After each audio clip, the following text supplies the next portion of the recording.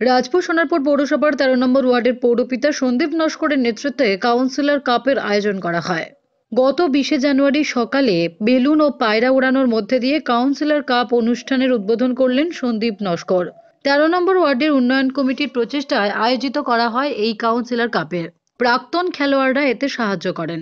এদিন দুর্নিবার বাংলার মুখোমুখি হয়ে সন্দীপ নস্কর বলেন, আপনাদেরকেও ধন্যবাদ। আজকের নিয়ে আমাদের এই দ্বিতীয় বর্ষ কাউন্সিলর কাপ ১৩ নম্বর ওয়ার্ড উন্নয়ন কমিটির আয়োজনে এই ফুটবল টুর্নামেন্ট হয় এবং এখানে ১৩ নম্বর ওয়ার্ডের যারা প্রাক্তন ফুটবলার আছে তারাই এই টুর্নামেন্ট পরিচালনা করে, আমি তাদের সাথে সহযোগিতা করি। এখানে আমাদের ১৩ নম্বর ওয়ার্ডের ১৬টা ক্লাব এই ফুটবল টুর্নামেন্টে অংশগ্রহণ করে এবং ১৬টা ক্লাব ১৬টা পাড়া একটা ফুটবল জ্বরে ফুটছে এবং তারা এগিয়ে এসছে এবং আর দেখতেই পাচ্ছেন মাঠের চারিধারে কিভাবে লোকজন এসে।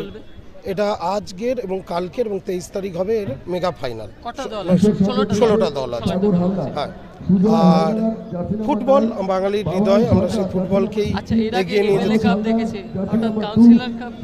গত বছর থেকে আমাদের কাউন্সিলর কাপ শুরু হয়েছে, সবই এমএলএ কাপ, এমপি কাপ, এগুলো যারাই করছেন আমরা তারা হচ্ছে ফুটবলকে যাতে মানুষ আরও বেশি করে কাছে টেনে নেয়। এখনকার বাচ্চাদেরকে তো সময় অনেক কম, পড়াশোনার এত চাপ থাকে, এইগুলোর মাধ্যমে আমরা অভিভাবক অভিভাবিকাদের কাছে বলতে চাই বা আমাদের বলতে চাই যে আপনারা এগিয়ে আসুন, বাচ্চাদেরকে মাঠে পাঠান, তাদেরকে ফুটবলের প্রতি যাতে তারা আরও আগ্রহী হয় সেই বিষয়ে উৎসাহ দিন। কারণ ফুটবল খেললে শরীরচর্চা হয়, শরীরচর্চা করলে বুদ্ধির বিকাশ ঘটে এবং নিজেকে ফিট রাখা যায়।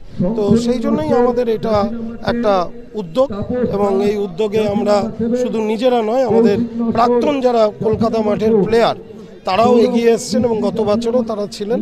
এবছর আমাদের এটা দ্বিতীয় বর্ষ, তাই কাউন্সিলর কাপ করছে। এই ওয়ার্ডেরই যেহেতু ১৬টা ক্লাব খেলে এবং সকলের উন্নয়ন কমিটির ইচ্ছায় এই খেলার নামকরণ হয়েছে কাউন্সিলর কাপ এবং সেটা এইভাবেই এগিয়ে যাচ্ছে।